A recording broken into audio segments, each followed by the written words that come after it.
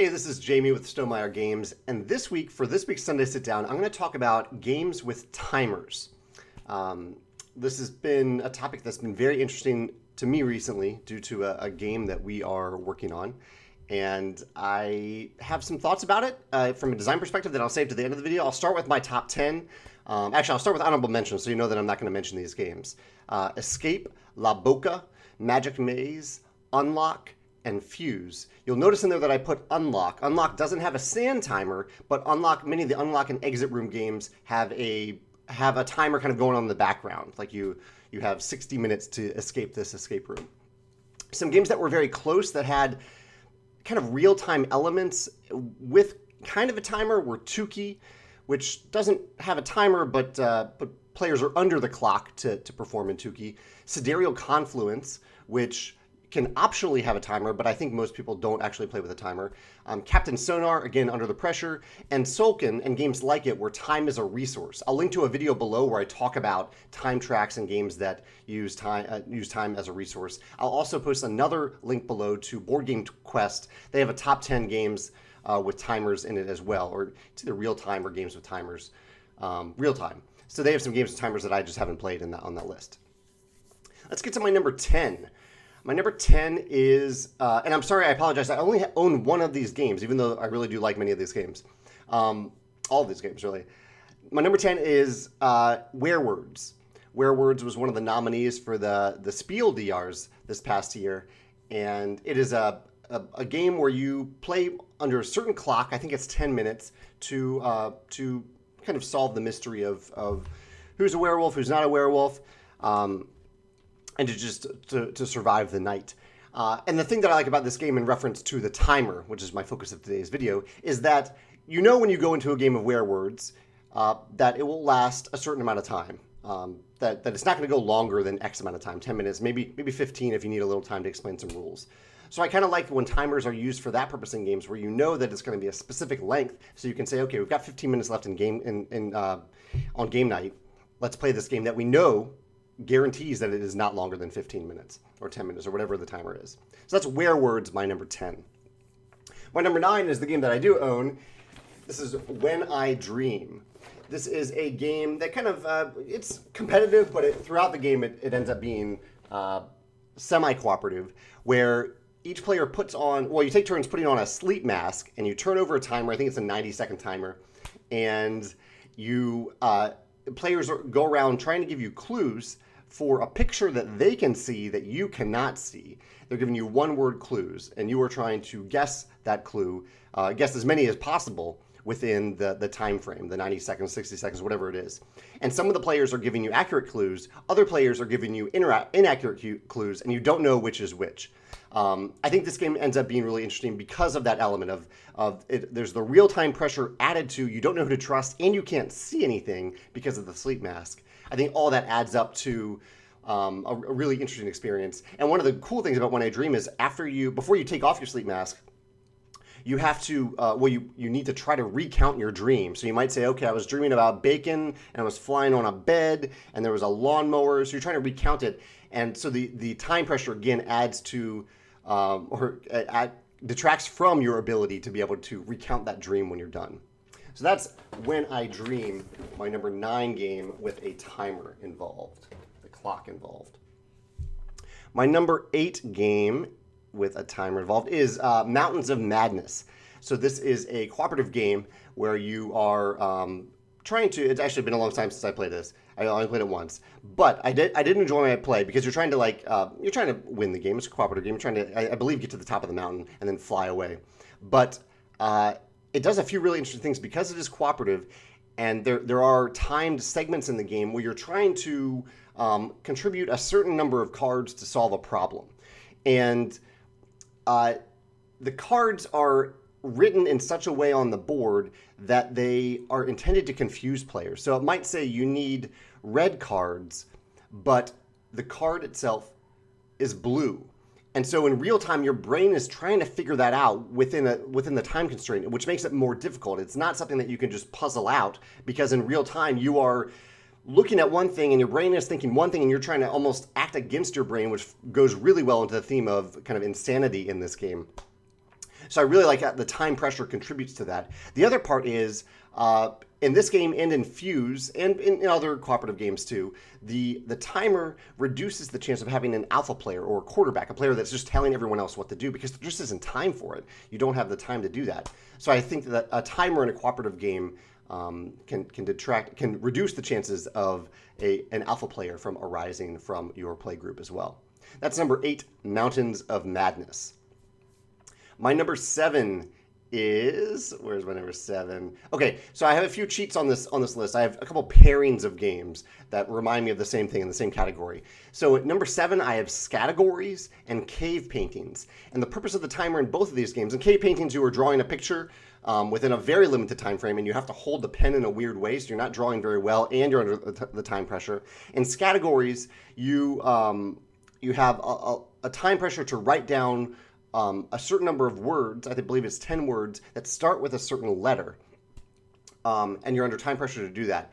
In both of those games, the time pressure adds to the silliness of the game. That's kind of the point of both of these games, that silly, funny things happen in these games. And if you have plenty of time with both of these games, players would probably get bored because some players would fill it out really quickly, other players would just sit around and wait. But also, you probably would lose a lot of the humor because in Categories, you probably would eventually, if you could just sit down and think for 20 minutes, you would eventually think of 10 words in the various categories that start with the letter S or F or whatever it is. And in Cave Paintings, even though you have to hold the pen in a weird way, eventually, if you had enough time, you could draw pretty accurate drawings. But that's the fun of it. The fun of it is that you have to do these things very quickly, and silliness emerges from that. And so that's why Scategories and Cave Paintings are my number 7 games with timers. My number 6 game with a timer is Codenames. Codenames, you probably don't even think of having a timer, but it does. It has a timer in the box for a very interesting reason. And that reason is that in Codenames, you were trying to, you take turns as teams to try to, each team tries to guess clues that are on the table. There are words that are on the table. You're trying to give you give a clue, and then your teammates try to guess what the word is, or the words are for which you're giving the clue. But the fun thing about Codenames is they have this timer that's completely optional, and if the other team ever thinks that you are taking too long, they can just flip over the timer. They can start the timer. So it's completely optional, but it gives it kind of it basically addresses this idea that sometimes people take too long on their turn, especially in a team game where you're kind of solving a clue. You could just think through it, and it becomes when you use it, if you do use it, it becomes a fun moment in the game where you're like, I'm going to flip this thing over. You got to abide by it. I know not everyone may even play by that rule, but I like the idea. I like the idea in a game where analysis paralysis could be an issue, where a player or team could take too long, that you have that option, the other players or other teams, you have that option of flipping over a timer to get them moving along. It's pretty clever. I don't know. I like it, and that's why Codenames is my number 6. My number 5, so I'm going to get to some interesting uses of timers. Most of the ones so far I think have been actual sand timers. But Going, Gone, I believe is the first one. No, Werewords doesn't use a sand timer. Going, Gone does not use a sand timer. Instead, the player who is the active auctioneer in Going, Gone is the timer itself. I used to own this game. I tried to get friends to play it. We played it a little bit. I really loved it. My friends did not love it as much as I did. But the idea is you're trying to collect these it's like a set collection game. But there's an auctioneer who has this big paddle, and they start the auction, and they count down from 10. And as they're doing that, there's a little bucket in the middle of the table, and other players are throwing cubes into that bucket in the hopes of having the most cubes in that bucket. And if they do, they win that auction. But it's real time, so you're throwing them in. You might throw like 1 in, and then you might throw 2 in, and I might say, okay, I'll throw in 3. But at that point, I've already sacrificed a bunch of my tokens. So I'm kind of deciding at that point, do I want to throw more in or less in? I'm trying to decide how many resources I want to give up in real time. And meanwhile, the auctioneer is counting at any pace that they want. They have to count at a consistent pace, so they can't go 10, 9, 8, 7, 6, 5, 4. They have to count at a consistent pace. I believe that's in the rules. But the auctioneer controls the timer. They can count really slowly if they want. They can count really fast. And the auctioneer is also, I believe they're participating in the auction. I might be remembering that incorrectly. But either way, I love that there is a player-controlled timer in the game. It leads to some really fun moments in Going, Gone, my number 5 game with a timer.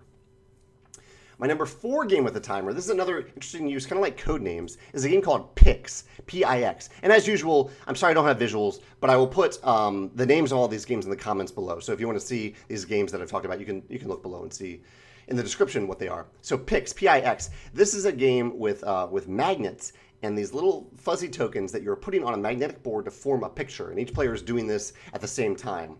There's no timer at the beginning of the round. So you just say go. Everyone has to try to draw a picture using these little pixelated tokens, magnetic tokens on their board. But the first player who is satisfied with their picture, they flip over a timer for all the other players. So if you were the first to finish, so there's no time pressure at the beginning, which I really love. And this, I think, is, I would say, brilliant, because it could fix a lot of the stress elements of other real-time games, real-time competitive games in particular. And actually, I think Pix might be a team game. It's been a while since I played. But once you finish, you flip over the timer. So there's no time pressure at the beginning. It's just time pressure when someone has completed their board. It's just such a nice balance between low pressure and then high pressure when you need it, when you need the game to actually move along. So this is something I would really like to see in some other games that maybe have a little bit too much stress, a little bit too much pressure from getting the timer. I'll talk about that at the end of the top 10 list. But that's why Pix is my number 4 game with a timer. My number 3 game with a timer is one that I'm actually itching to play again. I might even play tonight. That is We're Doomed. We're Doomed is a semi-cooperative game. It's possible for all players to win. It's possible for no players to win. You're trying to get on a spaceship and get off the planet before the planet blows up. Players have there's some asymmetry. There's these wonderful event cards in the game. In fact, I totally forgot to mention We're Doomed in my recent event card video. That's unfortunate because they are awesome event cards. But it comes with a giant sand timer, a 15-minute sand timer. It's the longest, biggest sand timer I've ever seen in the game. They could have had you pull out your phone and do it, but there's something wonderful about a component that big that actually serves a specific purpose in the game. You need to be able to visually see the amount of time left. On a phone, you can't always do that depending on your angle around the table. But it's this big table, the big timer. You cannot miss it. And I love, again, similar to Werewords, that when you go into a game of We're Doomed, other than the teaching time, you know it's going to last 15 minutes. That's the entire time. The planet is exploding. You have to get off the planet. This is the time that you have to do that. And that's why We're Doomed is my number 3 game with a timer. My number 1 and number 2 are kind of cheats. So I'll start with number 2. 2 games again. Chronicles of Crime and Legacy of Dragonholt. Both of these don't use a traditional time. You're not setting a clock. But the game itself is monitoring the amount of time you take to do things. In Chronicles of Crime, you are moving around a city, I think it's usually London, investigating, looking at things, talking to people, going to different locations, and the app itself, it's a brilliant app. The app is keeping track of how much time you're spending because early in the day, say the murderer is at a certain location early in the day. If you take too long to get there, the murderer is going to move to someplace else. He might be on a boat trying to escape. And so at the location of different things and different people in particular at different times means different things for the game. So that the game itself is keeping a timer on what you're doing. That's brilliant. Legacy of Dragonholt does the same thing without a timer, where you keep track of the amount of time that you spend during the game. There are certain times in the game in this big booklet of Legacy of Dragonholt, big choose your own adventure style booklet, where it says cross off a time. And if you get to certain times in the book, it might say if 4 time have passed on day 5, this happens, or this option is available, or this option is no longer available. I don't want to give any spoilers, but there was a certain tragic mission where we simply took too long to get there and something really bad happened because we took too long. So I love, again, that the game itself is keeping track of the time for you. Even in an analog game, it doesn't use any app at all, but Legacy of Dragonholt is using that time as a timer for you to keep things moving along, continue on your adventure. So those are number 2, Chronicles of Crime and Legacy of Dragonholt. My number 1 are 2 games that are very similar in terms of their real-time timed aspect, and these are Trade on the Tigris and Millennium Blades. Both of these have some of the most fun real-time trading aspects of any game I've ever played. I would put Sidereal Confluence in there too, but because you don't technically have to play with a timer in that game, and we didn't play with a timer when we played Sidereal Confluence, I'm not going to include it, but if you want to consider it in there, you can, because all 3 of them are just wonderful real-time trading games. All of them have periods of time in the game that are designated. I believe it's 5 minutes in Trade in the Tigress. I believe it's 7 minutes in Millennium Blades, where you are trading actively with other players. You're buying things. You're constructing your tableau or your deck in Millennium Blades, and it keeps the game moving along. I don't think it would work as well not in real time. There's a little bit of pressure, but because there's a lot of time, like 5 minutes feels like a long time in a game. 7 minutes feels like a long time. So you do feel like you have plenty of time to do the things that you need to do. But just that it creates this real-time atmosphere of trading with all the other players in real time. You're not taking turns to trade. You're all just collaborating, talking. It can get a little loud when you do it. But I just have a blast with that real-time / timed element of Trade on the Tigress, Millennium Blades, and honorable mention, Sidereal Confluence. That's why they are my number one.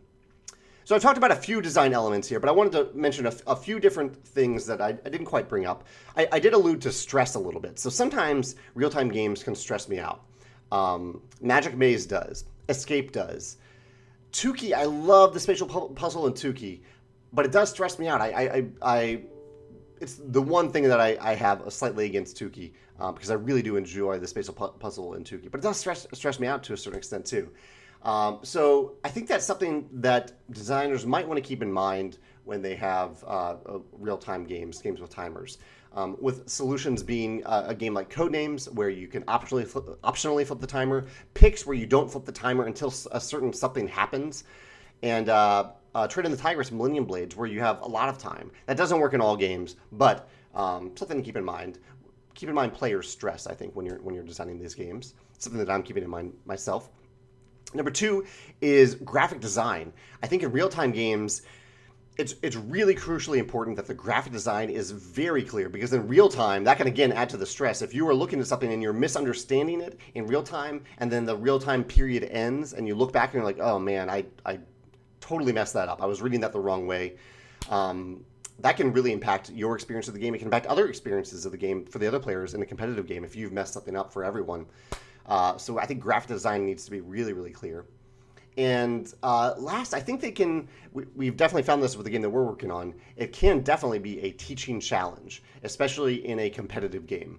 But even in a cooperative game, it can be a bit of a teaching challenge, because once you start that timer and the real time begins, it's pretty difficult to continue to teach players. You can't really teach players on the fly at that point. You have to tell them a lot of information up front and then say go and hope that they remember it. So one of the things that we're exploring for the real-time game that we have in the works is an optional way to teach the game that doesn't use the timer, so that you can play essentially a full game, or at least a round of the game, without the timer at all. The game still simulates that timed experience, but it doesn't put players under that pressure, so that they can learn the game with the freedom of certain player, like the player who knows how to play. That player has the freedom to relax a little bit and both strategically play while also teaching the game. So I think that's kind of helpful in a game, in games with timer, and particularly competitive longer games with timers. If you have a non-timed way to teach the game as you play. So yeah, I think those are all my thoughts on games with timers. I'm sure I've left out, in fact, I know for sure I've left out some great games with timers. I'd love to hear your thoughts about those games in the comments. And if any of these are among your favorites as well that you want to mention and bring up why you like the timed aspect of them, that's great too. I don't like to go negative in these videos, but if you have, let's look for constructive criticism. So if there's a reason that you stay away from real time or games with timers, I'd love to know constructively why you do that. And maybe even better, if you're willing to do this, if you're able to say, I don't like games with timers for this reason, feel free to also add, if this game with a timer also did X or Y, I would like it a lot more. I'd love to hear about that in the comments. It might even impact the game that we have in development right now. All right, thanks for your thoughts. I look forward to talking with you in the comments. That's my Sunday sit-down video on games with timers. Take care.